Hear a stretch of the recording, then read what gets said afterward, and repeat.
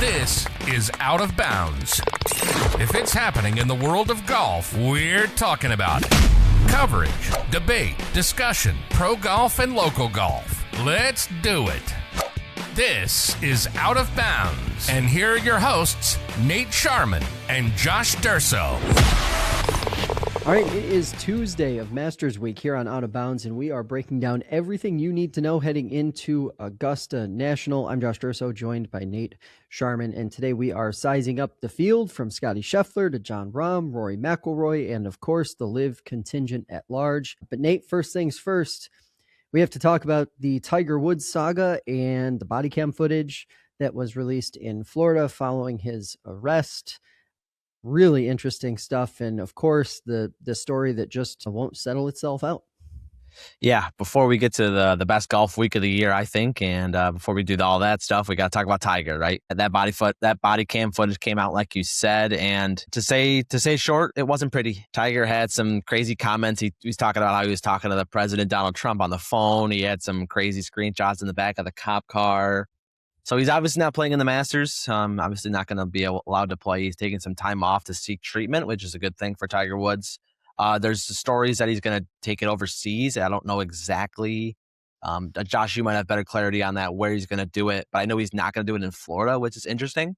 So, yeah, hopefully Tiger can get some help. That's what we've said from the beginning here. And obviously a guy that's been through that many surgeries and that much chronic pain is just really struggling. So hopefully you get some help and hopefully he figures it out. But yeah, that body cam footage that you're seeing on the screen now, that body cam footage is truly shocking. Yeah, to me, I think it made most people more sympathetic. Definitely. I mean, I didn't even really want to watch some of the cam footage from the back of the cop car. That was the really graphic footage in my mind. There's an image where he has the towel over his head, right, and stuff like that too. So definitely a little bit saddening. The rest of it isn't as sad. The part where he talking to the president is kind of funny, and where he has to break the back of the back of his car to get to his clubs is kind of funny too. But the back of the car footage the cop car footage is shocking. Yeah, I think part of that too, and obviously, it's a hard thing to even talk about. But you think about, we're all watching these clips as if they happen. We're watching I think it's, for the most part, there was like 3 or 4 minutes of body cam footage that was released. But you're talking about a situation that played out over a considerable amount of time. And, the only thing I kept thinking about was, of course, he was under the influence of something, painkillers, whatever the case may be. They found him in his pocket too. Yeah. But he's sitting in the back of a cop car after being in a rollover car accident. And yes, he's on pain medicine, but he's sitting in the back of a dark cop car. Like, to me, seeing him start to basically like doze off didn't really seem, they said that he was lethargic from the start of the whole deal. And to me, that part wasn't really a huge shock. And when, they were talking about how it was, some of the most shocking part of the video, even like you just said, like, to me, it really wasn't, because what else? Like, the adrenaline wears off from the car accident. He's on the pain meds and he's sitting in a pretty dark car. Like, he's gonna like tire out, right? Like that's gonna happen. Like, so yeah, I don't know. That part to me is like the kind of like weird part of the situation. Yeah, I don't think me using the word shocking is the right word, right? I think it's more so sad watching him in the back of the car. He's, like you mentioned, waking up from that sort of adrenaline rush that you were feeling through that, and maybe the drugs wearing off a little bit. I'm not a drug person, so I don't know anything about that. But yeah, it's definitely interesting to see a guy that's been on top of the golf world for forever and been in multiple car related incidents, and just him to see, we're used to seeing him not be human on the golf course, but seeing it off the golf course is always shocking, right? To see, this is a guy that's battling, whether it be mental health problems, or, problems with that chronic pain, right? Both ways. Yeah, and don't recall off the top of my head where he was actually getting treatment, but I believe it was over in Asia. I believe his private jet was spotted over there shortly after it was announced publicly that he was going to be taking or getting treatment internationally due to privacy concerns. Everything else with this situation to me feels pretty stock for what we've seen out of these situations before with Tiger Woods. Like, at the end of the day, like, to me, seeing the body cam footage doesn't change the reality of the situation, which is that he No, it clearly doesn't. has an issue with pain meds or prescription medications in some way, shape, or form, and he continues to make what amounts to reckless decisions when it comes to getting behind the wheel after he has taken these medicines. And obviously, anyone who's ever had some sort of medical situation that requires intense painkillers, you see what the bottle says. The bottle says, don't operate heavy machinery after taking this. Like, it's usually in big bold letters on the prescription bottle. Cars are heavy machinery, as it turns out, and you should not operate them after taking those types of medicines. But that is what we have on that. And I'm thinking maybe now this will all start to simmer out a bit. We'll see where Tiger lands in a few months or what have you, or if we see him before the end of the season, getting involved again with the PGA Tour and some of his committee obligations, because he is still going to have that role apparently with the PGA Tour. Yeah, that's what it sounds like. Yep. And what's really interesting coming out of this, obviously, like I said, not playing in the Masters. I think that's pretty much given, right? And so now it's going to mark 32 Masters in a row because Phil Mickelson is obviously withdrawn too. He hasn't played in a live event this season with some family concerns. He's coming out of Augusta National too. So first Masters since 1994 that neither Tiger Woods or Phil Mickelson will put a tee in the ground on the first tee. That's crazy. Incredible. Wild. Really wild stuff. Yeah, so let's get into it. Let's start. Before we start getting into individual players, I got a couple broader questions I want to throw at you. What are your expectations this time around for the live guys? For the live guys, I mean, the two guys at the top that'll compete, right? And I would be surprised if either one of them in Jon Rahm or Bryson DeChambeau, if they miss the cut or they play poorly. Bryson's been lately, he's been an Augusta machine. Ever since he called it a par 68, what was that, 5 or 7 years ago? He's actually, it's been really fun to make fun of him. A few years after that, he didn't play too good. But then since then, the last few years, he's played very well. And last year, towards the end of the end of it, he kind of played himself out of it, but still played pretty good. He was in that final group with Rory, actually. So he played pretty well. And then Jon Rahm, obviously, he's won the green jacket before. That week he started with a double bogey on the first hole and ended up winning the green jacket. So that's a guy that can win at any point. So I think from those two, it's going to be really good. And then I think some of the other guys will play well, in terms of Tyrrell Hatton. I'm really interested to see how Patrick Reed plays. I know he's not a live guy, but he's a guy that was on live, obviously, and now not. So I'm really interested to see how the former green jacket champion and the former live tour player is going to play at Augusta. What do you think? Patrick Reed to me is the most interesting live player. I feel like we know what you're going to get out of Jon Rahm and Bryson DeChambeau, right? What about Koepka? There again, there's another player that's interesting. I'm more interested in Patrick Reed because of how he has played. We've seen him play well over on the DP World Tour this year.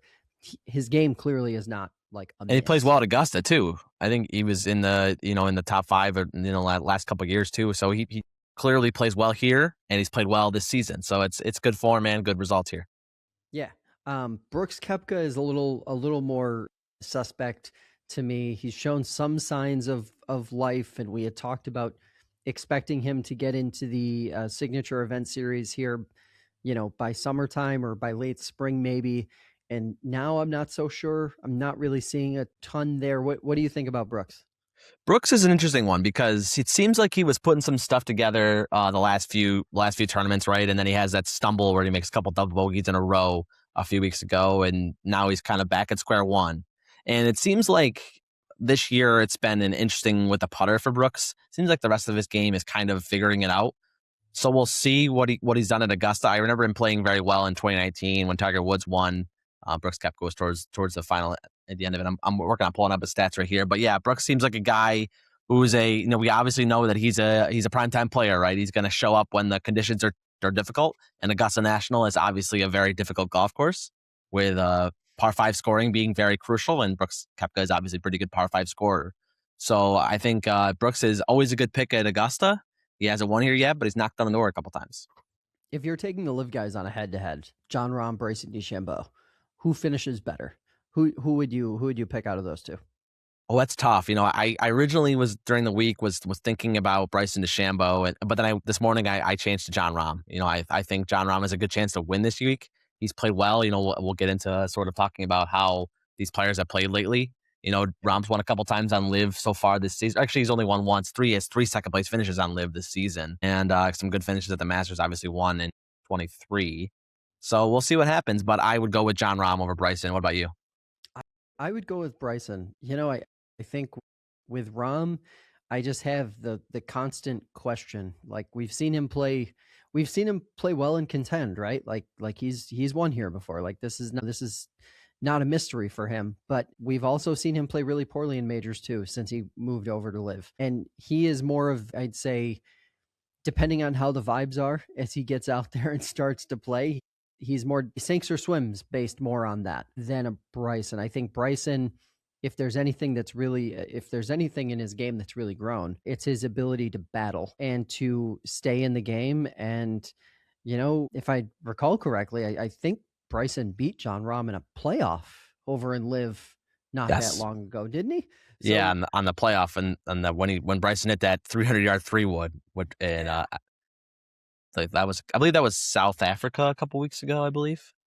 To that end, I also think just in terms of, I know Jon Rahm has his fans. He is obviously a very interesting golfer to golf fans, but in terms of a win that would be good for golf and good for the popularity of golf, Bryson would be a much better win, in my opinion. Yeah, definitely, and especially because of all the comments he's made about Augusta National being a par 68. So we'll see what Bryson can sort of muster up there. It seemed like the irons kind of disappointed him towards the end of that Masters last year, if I remember correctly. And then, but the driving's always going to be there for Bryson, and that's very important at Augusta. They always talk about the angles being weird at Augusta, right? Being different than any other course. So we're going to see Bryson he's going to be in the right position, I would say, a lot. He seems to really do that well with the driver, especially off the tee. Bryson, he knows where to be, and he's able to put himself in those spots. All right, so let's talk about some of the top guys here and what we're expecting. Let's start with Scottie Scheffler. Do you think Scottie Scheffler can finally get it back and get it going this week? It's weird when you talk about Scottie Scheffler because this is a guy, when you think about him originally, you're like, this guy hasn't played well this year. And then you look at the stats and he's got a win this season. He's got a couple other top fives. It's crazy. I mean, and he's a new dad, right? Just had the second baby boy. Congratulations to the Scheffler family on that about a week and a half ago or 2 weeks now. So that's pretty cool. Scottie will be reinvigorated by that. That's how, he's talked about how important that is to him. So that's pretty cool. Yeah, obviously won twice here in 22 and 23, went back to back. And he's fourth here last year. So I think you'd have to be almost crazy to not pick Scottie Scheffler, and that's why I'm crazy, and he's not on my betting card this week. Yeah, it's so interesting. It's like, to me, he's like the standard pick. Like, he is the betting favorite. He is the odds-on favorite. He's the guy who, if he comes out on Thursday and shoots a low number and is in the lead or around the lead, he is the least likely guy to cough that lead up, like we've seen so many people do. And this, of all the majors, has been one that he has looked mighty comfortable in. So it's one of those scenarios where I think the floor is like a top 10 finish. Yeah, it really is. The ceiling is another win. And it really just kind of comes down to, I think, his ball striking being in the right place. And then can his putting be roughly average to the field? That's really, we know that's the recipe. Like, that's all he needs. If his ball striking is what we've seen before the last, say, month and a half to 2 months, and his putter is just average, he's probably going to win the golf tournament. Yeah, we've talked about it a million times with Scottie. It's the distance control on the irons and the wedges is just unbelievable, right? He's always pretty much pin high a lot of times and gives himself an opportunity to make birdie. And then on the bag, he's got one of the most experienced caddies in Ted Scott, right? He knows exactly where to be on these greens, and Scottie does well. He knows as well. He's been playing here a while now. So it's just it's an X factor having Ted Scott on the bag, put it right here, right? And that's kind of what Scottie's done, it seems like, in his career through these big times, and it's been really working out for Scottie. So I wouldn't be shocked if he just boat races the field and walks around this golf course and wins the golf tournament. Yeah, it's always possible when it comes to him. Rory McIlroy, It's so interesting because like The defending champ. He's there in the odds book, but do you ever want to take somebody to win the Masters back to back? Oh, it's really hard to do it. No. It's really hard to do it, but you think about a guy like Rory, a guy that, you know, you watch. I haven't had a chance to watch the Amazon Prime documentary about Rory's win last year, but he seems like a huge monkey has obviously been taken off his back, winning at the Masters, right, and completing the career Grand Slam last year. And now he seems a little bit more free in that sense where he's just going to go out and play golf. And I really do think, you know, the monkey's, like I said, the monkey's come off his back and he's just going to be here playing free. And I wouldn't be surprised. But I'm not going to pick him. I don't think he has just because you're not able to go back to back at the Masters very often. But I think if a guy can do it, and only a couple guys have done it in their history, one back to back, it's kind of Rory McIlroy, especially with the kind of mood he's in now. Yeah, I don't know. That mood is kind of the thing that gives me pause thinking about him as the winner. One, all of the obligations that the defending champ has. It's a lot of work. Just being the defending champ at Augusta, it's a lot of work. Yeah. You've got the dinner, you've got all the media stuff you got to do, et cetera, et cetera, et cetera. Great Masters dinner, by the way. I don't think we ever talked about that, but it looks really good. We didn't. But the question I keep coming back to is, does he have anything left to prove? And is that conducive to winning this golf tournament? And I just don't think it is. Like, I think if he happens to go out and, he's playing well and he's in contention on Sunday, he could win it.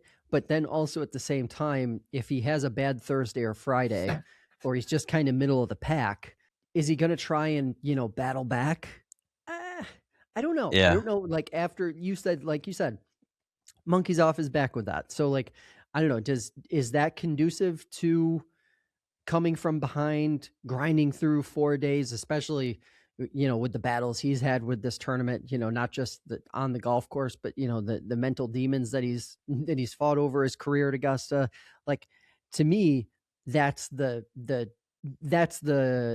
deciding factor where I'm like, I can't reliably pick him, but I would do this if I were looking at a 2 or 3 player parlay to say finish top 10 or something like that, I would most definitely include him because I think there's a better than toss up chance that he finishes in that top 15 to top 5 range. Yeah, he's got 8 top 10s in his history at the Masters, and we've seen him backdoor a couple of those, especially when him and Collin both chipped in a couple years ago at the Masters. That was pretty awesome from the bunker.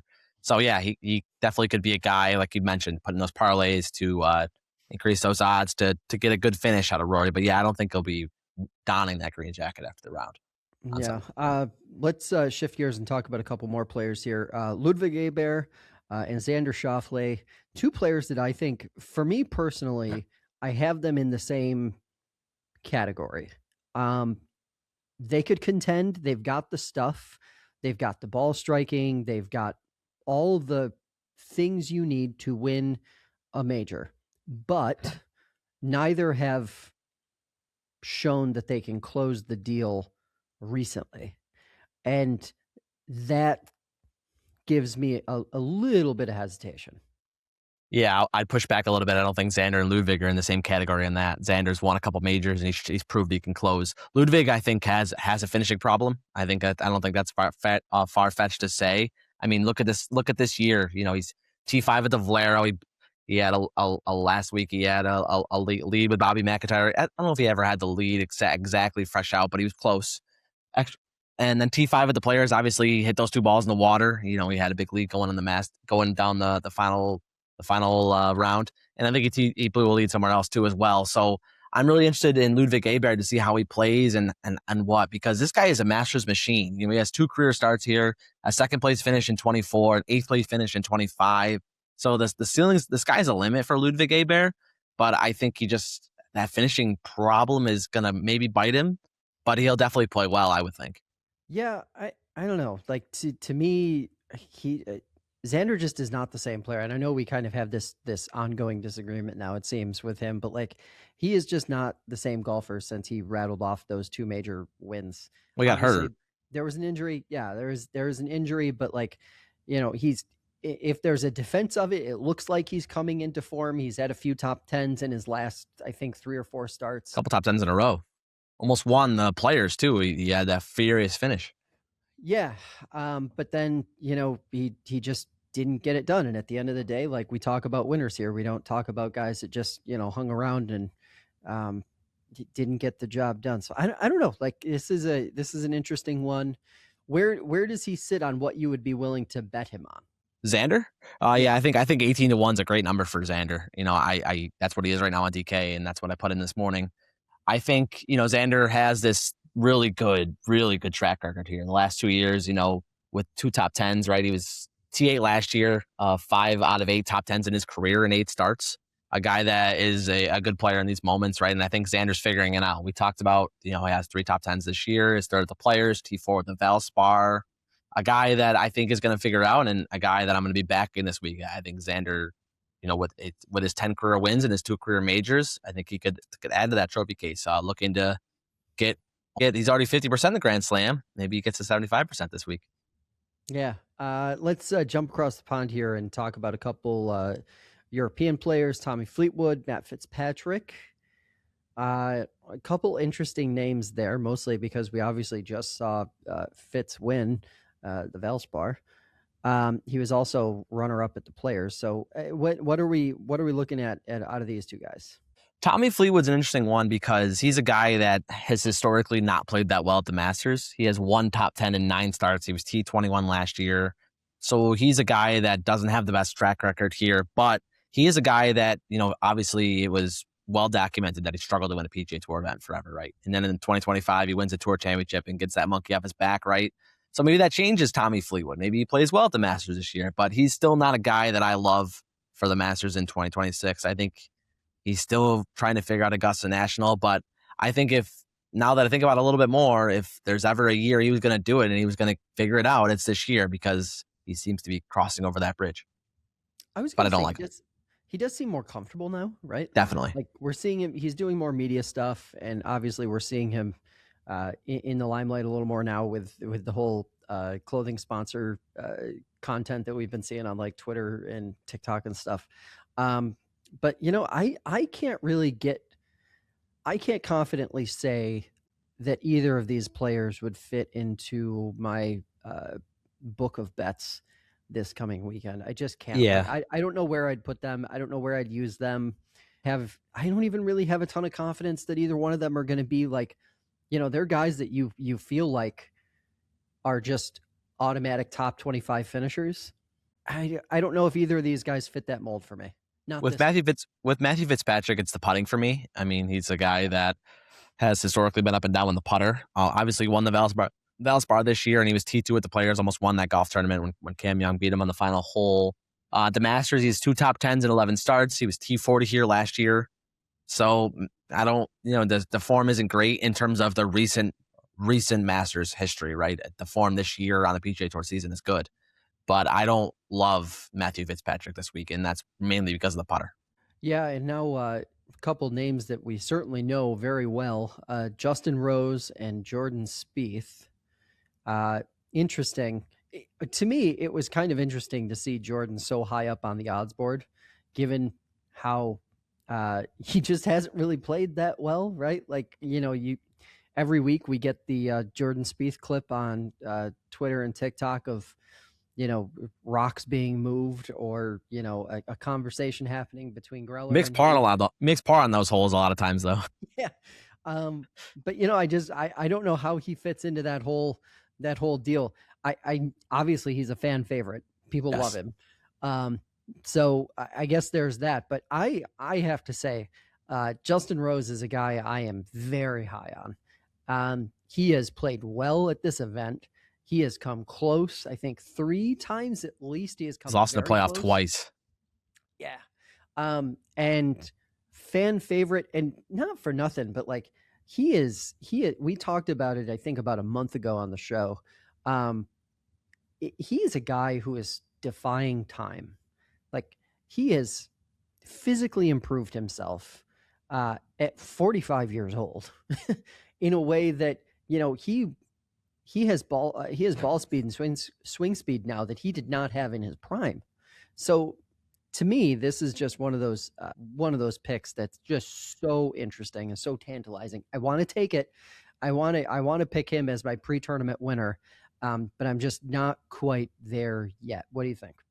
Yeah, Justin Rose is absolutely an ATM here at Augusta National, right? And I think he's been here 20 times, and I think 7 top 10 or 15s in his career. He's had the first round lead, Josh, 5 times in his career. Yeah. That's amazing. In 20 starts, he's had the first round lead 5 times. I'm going to have a first round leader bet. I'll talk about that a little bit later. They'll probably come on TikTok in the next 24 hours or so. But first round leads is interesting because if you like last year, he raced out to a really low number on Thursday and then kind of had some struggles. And on Sunday, he played really well too to get in that playoff with Rory, knocked in that long birdie putt on 18. So Justin Rose is always a guy you're going to look at, especially at Augusta National. And like I mentioned, he's an ATM here. So I wouldn't knock it at all if Justin Rose is going to be highly picked this week by guys. Yeah, and also I have to bring this up every time we talk about Jordan Spieth and majors. He is one PGA Championship away from being a career Grand Slam winner. Like Jordan Spieth, the golfer that we see chasing a golf ball quite literally all over planet Earth, is one more major away from being a Grand Slam champion in the same conversation essentially as Rory McIlroy, even though their careers will look vastly different when they're all done. Just a very interesting dynamic to me. And I guess probably it reflects itself when you're looking at the odds board here and maybe scratching your head going, how the hell is he there? How the hell is he in the top 12 or 14 odds? Yeah, what do you think in terms of, we're 10 years removed now from Jordan Spieth's meltdown at the 12th hole and Danny Willett takes the victory from him. It would have been Jordan Spieth's second green jacket. And it's, he hasn't won a major since. It's been sort of scarce for Jordan. If he wins that tournament, I think we're looking at it could be a vastly different career for Jordan Spieth.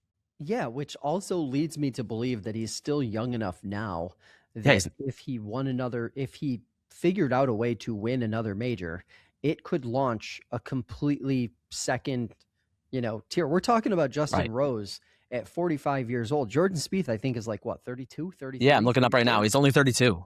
32. Yeah.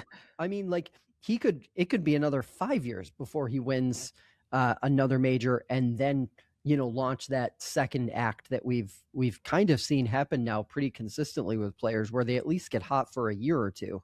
Right. That's too good of a putter. He's too good of a putter to just go away, I think. Yeah. Yeah. It's interesting. I don't know.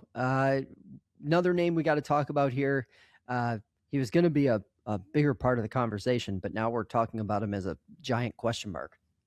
Collin Morikawa, this back injury, according to the interview that he did yesterday on the course, his back is okay, but he said other parts of his body, because of the back injury that he had, are not cooperating. He's been taking full swings, but yesterday while he was out on the golf course, apparently he was just chipping and putting. So he walked 9 holes with, I believe, Scottie Scheffler and company and a few other guys.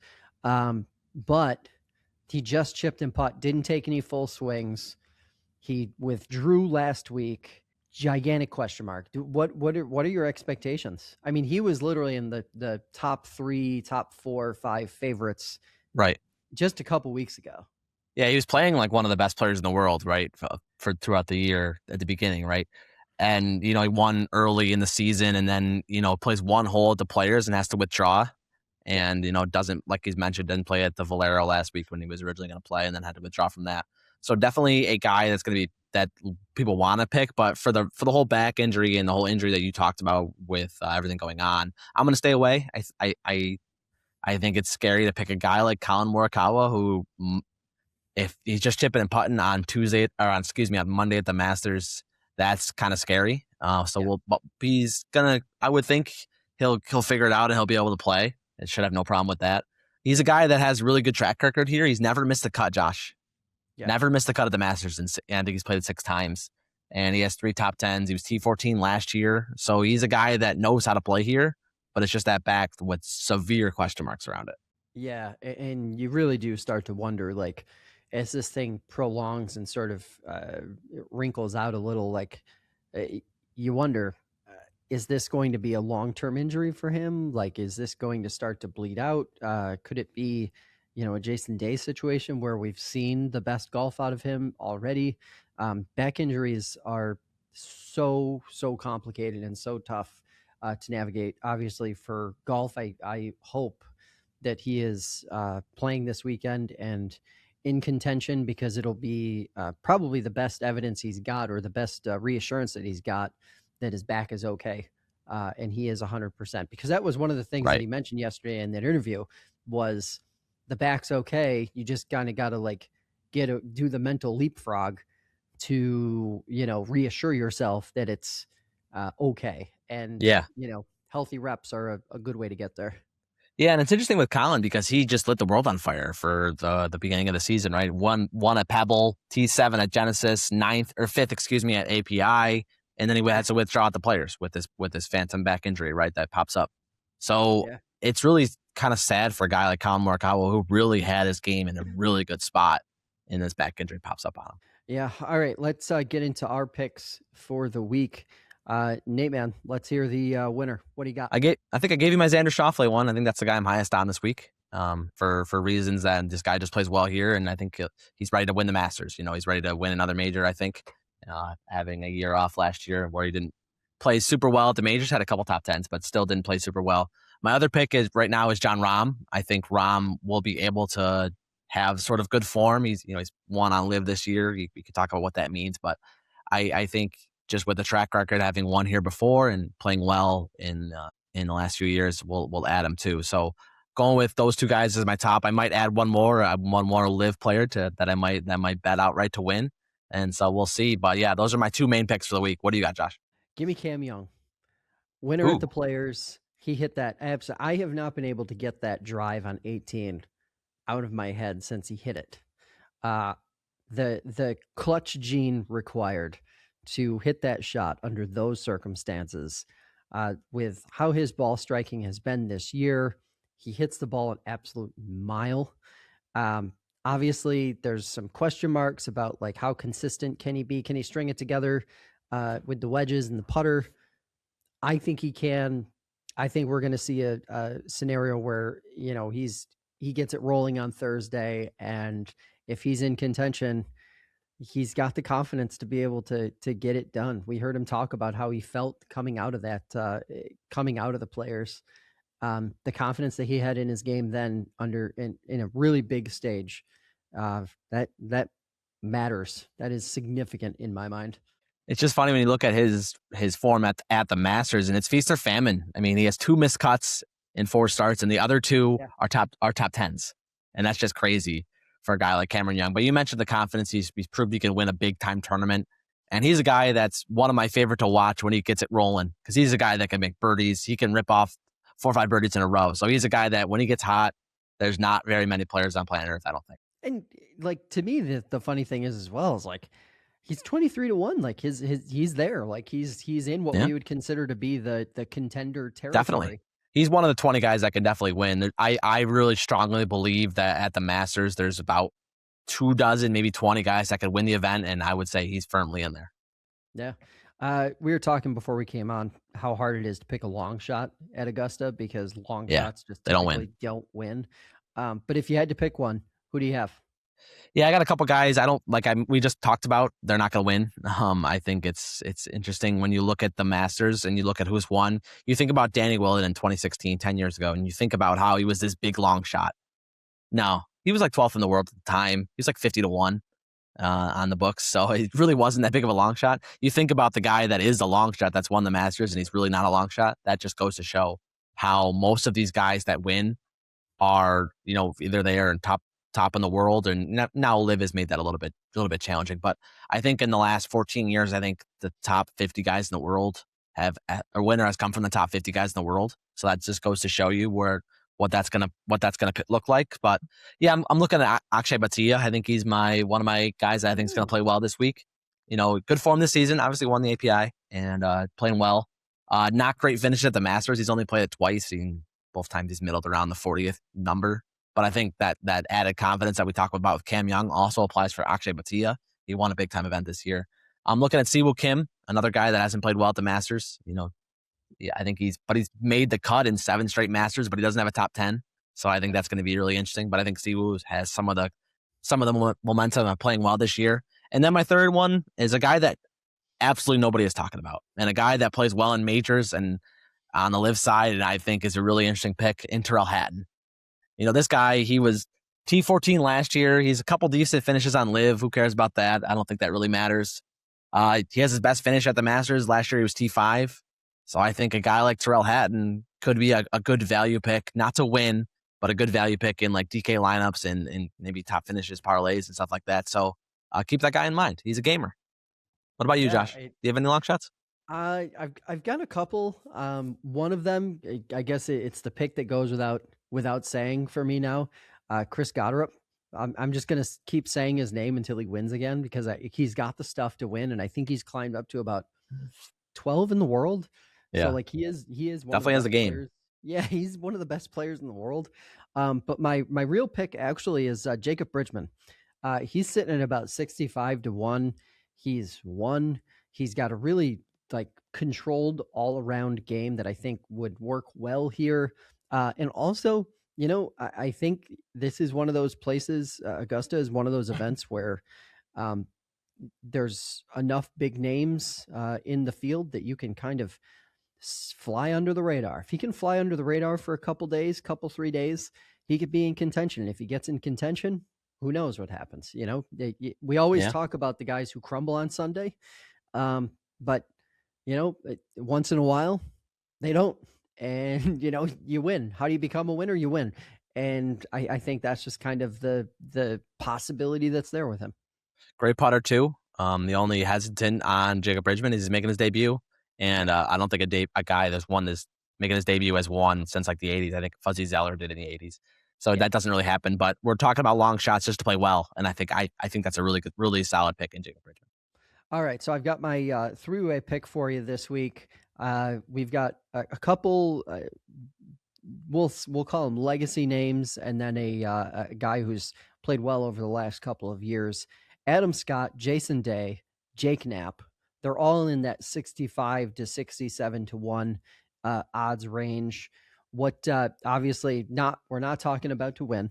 We're just talking about best finish of the three. Who would you take? I'm taking Jason Day out of those three. He's had some good finishes here and played well this season. Just had that interesting video come out about what he's going to be wearing at the Masters, and there's always so much hype about what he's going to wear, what he can't wear at the Masters, what they're going to allow him to wear with Melbourne. So it's really interesting. But yeah, Jason Day, the former number one player in the world, I think he's going to play well out of those three and have a good finish this week at Augusta. All right. Well, hey, that is going to do it for us today. We'll be back on Monday. But in the meantime, subscribe to the YouTube channel or follow us over on TikTok for more before things get started on Thursday. Nate will have his picks here within the next 24 hours on both of those platforms. Anyway, for Nate Sharman, I'm Josh Durso, and you know the drill. Whether it's down the middle or out of bounds, keep on swinging.